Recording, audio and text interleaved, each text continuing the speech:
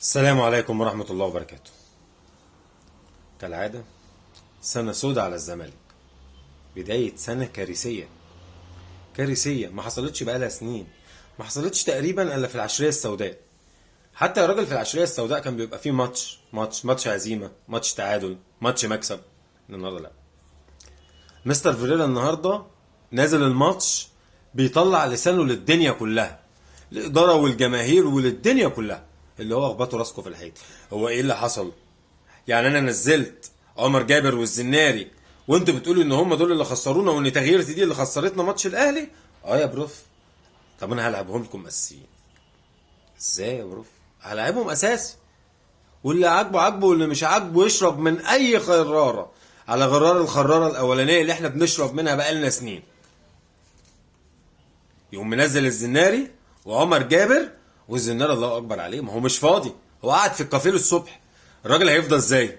الراجل وراه لقمه عيش، لمم له كام لعيب يقعدوا في الكافيه بتاعه وقاعد خلاص الدنيا حلوه.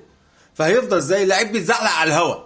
يعني انا كنت بشوف لعيبه بتتزحلق، يا راجل ده انت حتى ما عندكش شرف ان انت تقوم واخد رجل المهاجم قبل ما يروح يجيب جون، تبقى 50-50 ضربه جزاء، يمكن تطلع، يمكن تخبط في حارس المرمى، تخبط في عارضه. لا، ده انا هتزحلق على الهوا. ونفس القصه عند رهيب وغير مفهوم مع يوسف اسامه نبيه لصالح ابو حلاوه، الاخ اللي راح يعمل حلاوه. عند رهيب. انا عايز افهم حاجه، انا عمري ما شفت في حياتي لعيب بيهرب من الكوره. مصطفى شلبي ده بيهرب من الكوره، والله العظيم بيهرب. مفيش التحام كسبه، مفيش التحام كسبه. 90% من الباص بتاعه في رجل المنافس. انا استفدت منه ايه لغايه من اول ما جه لغايه النهارده؟ ولا اي حاجه، ولا اي حاجه، ولا ادنى استفاده منه. وبعدين لاعب رؤى، مع ان انا اساسي بلاعب السيسي ودونجا. لا، انا هلاعب رؤى المره دي. يا كابتن، ما هو انت بتلاعب رؤى قعدوا بتلعبوا 10 دقايق بس. لا، هلاعبه اساسي، مالكوش دعوه، انا بفهم وانتوا ما بتفهموش، انتوا بهايم، انا البروف. يا عم احنا بندعمك، واحنا بنقول احنا مش هننصرك لا على اداره ولا على شويه لعيبه فلاحين. وبعدين تلعب لي نيمار شمال وعمر جابر يمين. عمر جابر اللي كل رفعه يقوم واقع، ولما ربنا يكرمه يرفع لما ما يكونش في حد في ال 18. ايه اللي انت شايفه في عمر جابر احنا مش شايفينه، او الدنيا كلها مش شايفاه؟ ايه اللي انت شايفه فيه ما حدش شايفه؟ مش فاهم يعني، حاجه غريبه العيال. يعني بصراحه لعيبه ما تستاهلش اي حاجه، بامانه. والله العظيم لعيبه المحله رجاله رجاله. الشوط الاولاني نفس بدايه ماتش اسوان، هي كده برضه، تاخد جون والتاني وممكن تبلع التالت عادي والكره تيجي انفراد. انت بتلعب بثلاثه ورا وخدت ظهرك مستريح. 3-4-3 رجع. انتوا عايزين تلعبوا ب 3-4-3؟ هلعب لكم 3-4-3 بس هنيل الدنيا في التشكيل عشان تقعدوا كل شويه تصدعوني. ما انا اللي عامل من 3-4-3 وانا اللي لعبتكم 3-4-3. ايه هتعدلوا عليا؟ انا اعدل عليك وعلى اتخن منك. ايه المشكله يعني؟ نعدل عليك يا بروف، ايه المشكله؟ ما احنا شايفين بعينينا، احنا شايفين ان احنا اتغلبنا من اسوان واتغلبنا من الاهلي ازاي، والنهارده بنتغلب ازاي. لما عدلت الطريقه وبلاش تاليف ونزلت عبد الشافي شمال وخليت نيمار يمين يلعب جنب زيزو، بقت جبهه ناريه ولعبت كوره ومش عايزه تدي، مش عايزه تدي عشان في نيه وسخ. النهارده الزمالك يكسب 4 مثلا الشوط الثاني، بس هنا مفيش نظافه، هنا مش نظيف، هنا مش نظيف. وعلى فكره افضل لعيب كان بيلعب قدام الشوط الاولاني لغايه نص الشوط الثاني هو اللي انت طلعته، سيف الدين الجزيري. كان بيقاتل على كل كوره. دي امكانياته، ويمكن هو الفينش بتاعه عايز يتطور. ده مهمتك، تقوم مطلعه. بعد كده هوب قوم منزل السيسي في نص الملعب تاني واقلب اقلبها تاني، العب تاني 3 في نص الملعب. هو انت بتعمل ايه؟ في ايه؟ النهارده 24 والاداره شايفه الكوارث دي كلها، ومش بس مش قادره تجيب لعيبه، لا دي حتى مش قادره تخلص اللعيبه الاعارات اللي بره. وصل بينا الحال ان احنا بنتحايل على الاتحاد انه يرجع لنا محمود علاء. دي مصيبه، دي سخريه قدر احا يعني. ايه يا عم في ايه؟ بنتحايل على الاتحاد يطلع لنا يرجع لنا محمود علاء. مين يا عم اللي انت رايح ترجعه؟ مش فاهم انا محمود علاء مين؟ راح ترجعه كمان مش عايزين يرجعوا. تقعد انت بقى تبقشش اول السنه، تطلع لي ده هنا وتطلع لي ده هنا بالحب. ونفس الناس اللي انت بتجاملها هم اللي بتدون على عينينا، كلهم مفرخه للاهل. طبيعي يا جماعه، في ناس بتقعد تتكلم معاهم، انما انا طالع سيديهاتك اهي ورقك اهو معايا ومش عارف. ما ينفعش. انت طالع بعد الماتش اللي فات يا سياده المستشار، ما بتقولش اي حاجه عن فنيات، ما بتتكلمش لا على لعيبه متخاذله ولا بتتكلم عن كهربا وسيد عبد الحفيظ لما راح شبرمان. يا اخي يولع كهربا ويولع سيد عبد الحفيظ، احنا مالنا؟ اتكلم عن فنيات وبعدين تطلع ليه؟ انا غلبت ماتش، خلاص ماتش واتغلبت. ابص بقى انا على فرقتي، ابص انا اجيب من المدرب اقول له يا عم انت بتعمل ليه كده؟ ايه المشكله عندك؟ انا عايز افهم يوسف اسامه نبيه ما بيبداش ليه؟ او على الاقل ما بينزلش الشوط الثاني ليه؟ ايه اللي عاجبك في ابو حلاوه؟ ايه اللي عاجبك في ابو حلاوه ده؟ ان انت تلعبه اساسي. لعب ماتش واثنين وثلاثه واربعه زي الزفت. لعيب بيلعب غصب عنه يا عم. لعيب اهلاوي يا عم وقال لك انا عايز اروح الاهلي وانت رحت مخلصه عافيه. لازم يعمل يزهقك. بالمناسبه ده مش مصطفى شلبي خالص. مصطفى شلبي عنده اعلى من كده بكتير.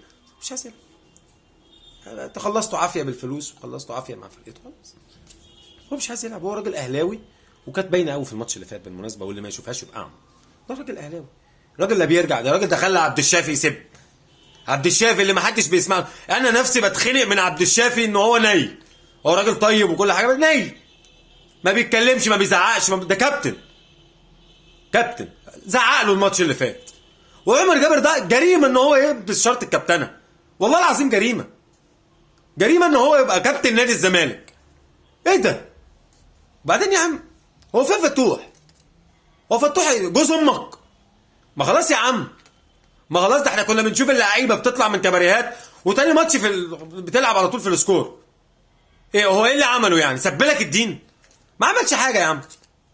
خلاص هي كلمه هو طلع خلاص مش مشكله. عاقبته ماتش واثنين وثلاثه. في ايه؟ ما انا ما عنديش. تقوم منزل لي عمر جابر يلعب شمال؟ هو اي عافيه؟ انت بتألف في ايه؟ امشي. انت عايز ايه؟ امشي، مفيش مشكله.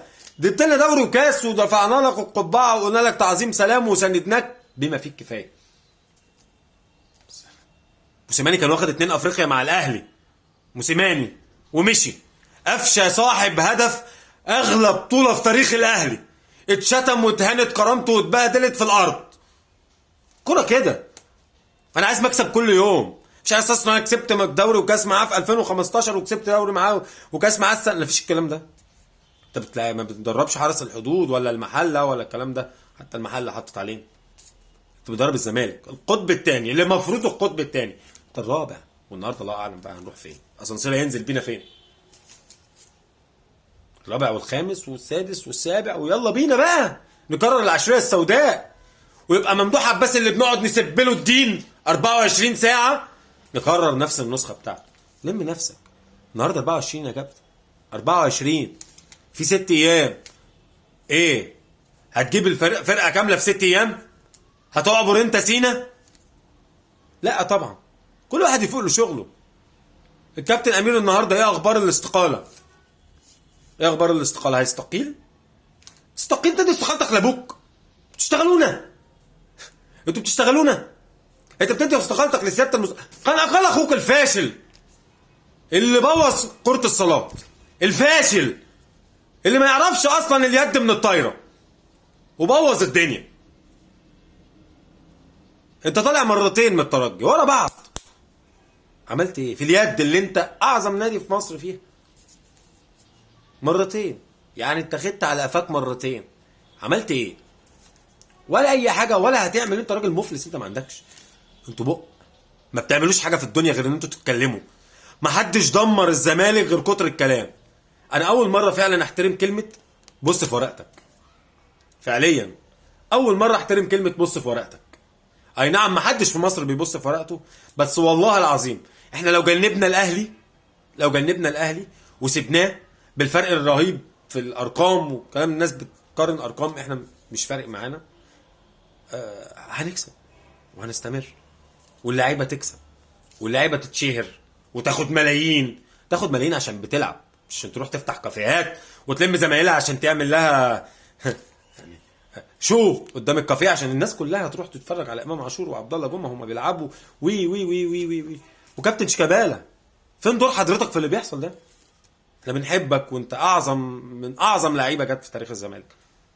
ده دورك، ده دور كابتن الفرقه، ده دورك انك تلم وتشوف الدنيا فيها ايه. اقعد معاهم، زعق لهم. الشناوي لما شاف كهربا بيغلط شتم امه. اتخانقوا مع بعض. اتخانقوا مع بعض ليه؟ عشان الشناوي ما رضيهوش اللي بيحصل، عشان كابتن فرقه. مش عشان خاطر الناس كلها تحبني اقعد اطبطب على اللعيبه واقعد اخد عمر جابر كل ماتش نتفرج مع بعض في البيت احنا مالناش دعوه بالعلاقات الشخصيه. احنا ملعب. حازم امام اللي اعظم من اعظم لعيب دلوقتي في الملعب اتشتم باللي جابوه عشان هست بس ولا فاستك في موسم ولا اتنين.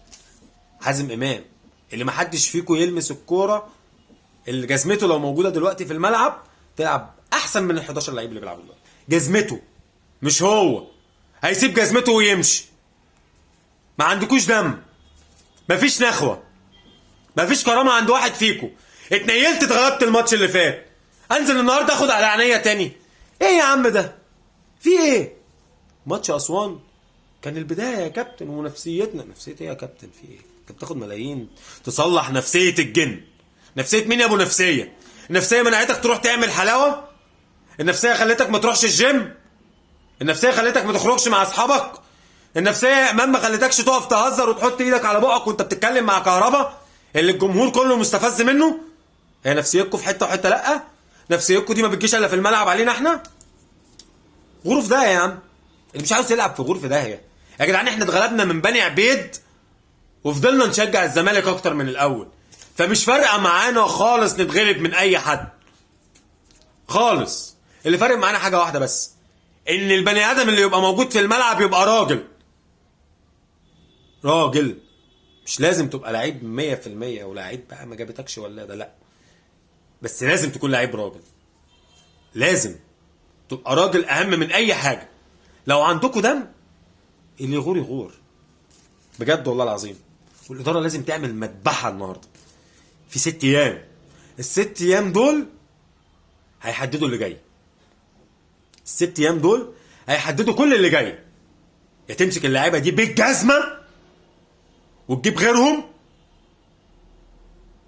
يا اما بقى عليه العوض في كل حاجه وتطلع تاني من تصفيات في دوري المجموعات في افريقيا، ونقعد بقى نولول ونقعد نقول مؤامره ونقعد مش عارف ايه ونجري ورا الحكم اصل الفار مش شغال. فار اللي مش شغال؟